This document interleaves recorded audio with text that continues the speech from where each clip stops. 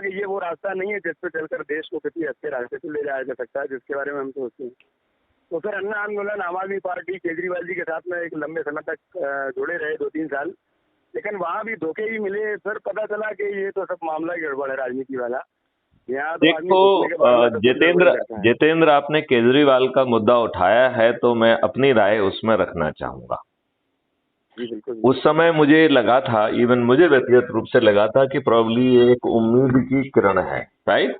जी जी और ऐसा बहुत सारे भारतीयों को लगा था, जी बिल्कुल। क्योंकि कोई रास्ता किसी को दुख नहीं रहा था और ऐसा लग रहा था कि शायद शायद ये कहीं ना कहीं उम्मीद लेके आया है, ऐसा ऐसा महसूस होता था कि नहीं होता था। जी बिल्कुल। लेकिन यदि आज हम उस बारे में सोचें तो मुझे लगता है कि वो चिंतन ही मूर्ख बनाने वाला था। नहीं, इस बारे में मैं अभी दिनेश से बात कर रहा था। मैंने उनको पूरी बात बताई कि मतलब केजरीवाल ने किस तरह से षड्यंत्र करके अन्ना जी का दुरुपयोग करके पूरे देश को एक जाल में फंसाकर अपने लिए एक सुरक्षित जगह बनाई। ये हमको करने के दौरान अनुभव हुआ है वो सारे का सारा। देखो, मैं इसको अपने तरीके से एक बार कहता हूं, फिर आप उसका जो इंटरनल पहलू है, जो कि आप चूंकि उससे जुड़े रहे हैं तो आप और कुछ ऐसी इंटरनल बातें भी जानते होंगे जो मेरे संज्ञान में नहीं होंगी। जी जी लेकिन मैं यहाँ पे ये कहना चाहता हूं कि एक कागज का टुकड़ा, जिसे हम कानून कह दें, लोकपाल एक्ट, उससे इस देश का भ्रष्टाचार दूर हो जाएगा, यह सोच ही खोटी सोच थी। क्योंकि यदि जो है उस कानून में आपके पास कोई नियंत्रण ही नहीं है कि कौन जो है लोकपाल बनेगा, वो लोकपाल कैसा होगा, और उसका दायित्व का यदि निर्वहन नहीं करता है तो हम लोकपाल को सूली पर चढ़ा पाएंगे। क्योंकि अभी तो वो लोकपाल शांत बैठ के दूध मलाई खाता है, ठीक है ना। अब देखिए, यदि हम पोस्ट फैक्टो इस बात को एनालाइज करें तो उस आंदोलन के कारण एक लोकपाल एक्ट बना, राइट। जी उस लोकपाल एक्ट को जो है 3 साल आपका यूपीए ने भी लोकपाल की नियुक्ति नहीं की। इसके बाद माननीय नरेंद्र मोदी जी आ गए, 2014 से 2019 पूरे 5 साल उन्होंने निकाल दिए और इसे कचरे के डब्बे में डाल के रखा, राइट। फिर एक ऐसे महान लोकपाल को खोजा गया जो 3.5 साल वहां रहा, लोग बाग उसका नाम भी नहीं जान पाए। तो जितेंद्र जी, मैं आपसे पूछना चाहता हूं कि आपको अपने लोकपाल, जो कि अब लोकपाल नहीं रहे हैं, 3.5 साल लोकपाल के समय काट के जो है उन्होंने रिजाइन कर दिया है, क्या आपको अपने लोकपाल का नाम मालूम है? नहीं मालूम। तो वो कितना महान व्यक्ति होगा जिसने अपना नाम भी गोपनीय रख लिया। और इसके बाद जो है 3.5 साल के बाद पिछले 1 साल से जो लोकपाल के ही सदस्य थे वो कार्यकारी अध्यक्ष हैं। इस समय कार्यकारी लोकपाल वही हैं। 1 साल में उन्होंने भी अपना नाम गोपनीय रखा। आज की डेट में कौन कार्यकारी लोकपाल है, इसकी जानकारी आपको है क्या? किसी को नहीं। नहीं है। तो उनका नाम भी नहीं मालूम, उन्होंने कोई धेले भर का काम नहीं किया। तो एक खोटी सोच थी कि नहीं थी कि इससे देश बदल जाएगा। जैसे क्राइम फ्री भारत 21 लक्ष्यों के साथ कह रहा है कि कैसे देश बदल जाएगा, ये पूरे मॉडल हैं।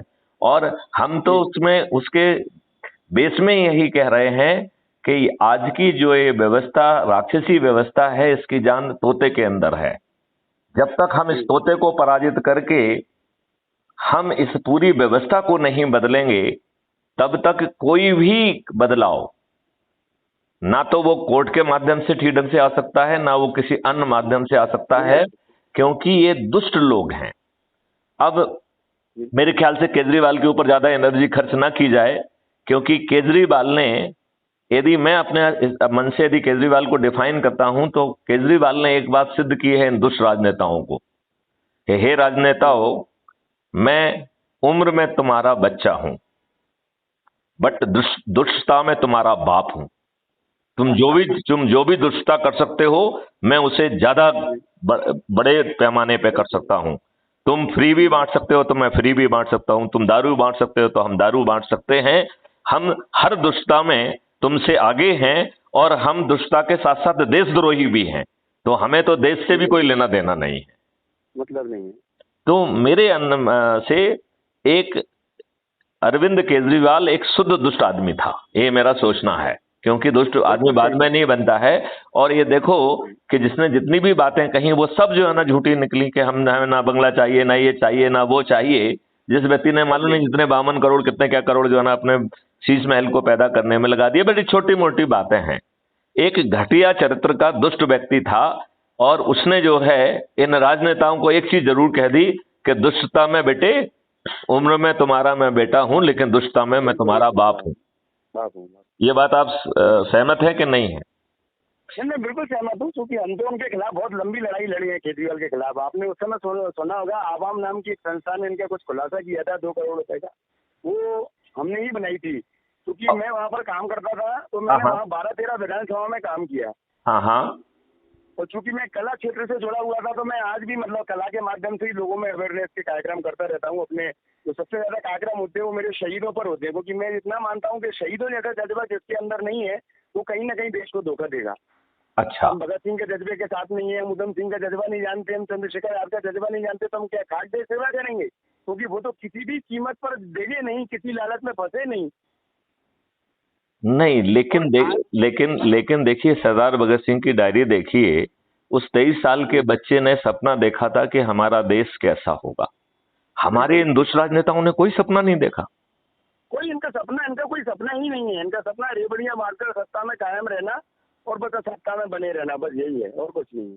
तो इसके बारे में राजीव दीक्षित जी बहुत कुछ बोल के गए और वो उससे बेहतर तो मेरे ख्याल से मुझे नहीं लगता कि आजादी की बात किसी ने